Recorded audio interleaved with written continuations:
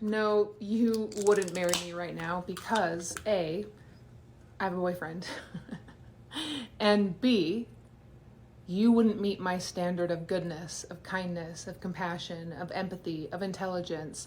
Has nothing to do with finances, has nothing to do with money.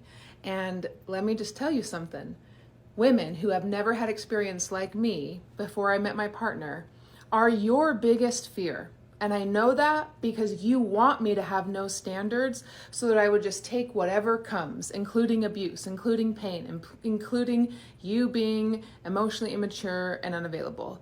But because I've spent the majority of my life alone, I know that I would rather live alone than ever be in a relationship or a situationship that includes any of those things. This is zero shade to anybody who has ever been in a harmful relationship, because I know what ends up happening is that sometimes life gets in front of us and before we know it, we're in a situation that we can't control. But this is for somebody predatory like this, who just wants me to drop my guard, who just wants me to drop my standards so that they don't have to meet an internal standard that they should just want to have to begin with. And again, it goes back to, for me, none of this has to do with finances at all.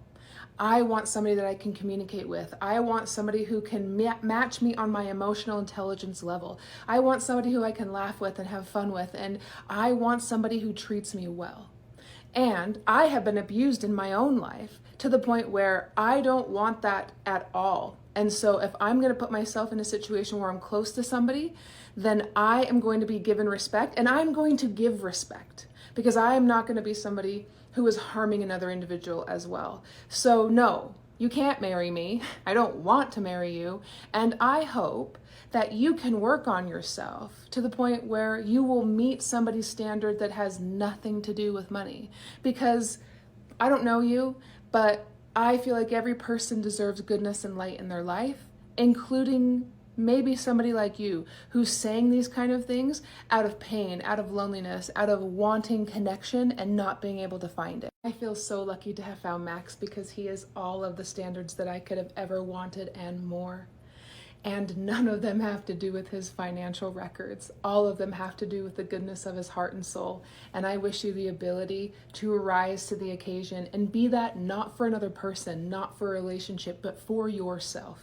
Because you deserve to look in the mirror and see somebody better than who would leave a comment like that on a post of a stranger you don't even know.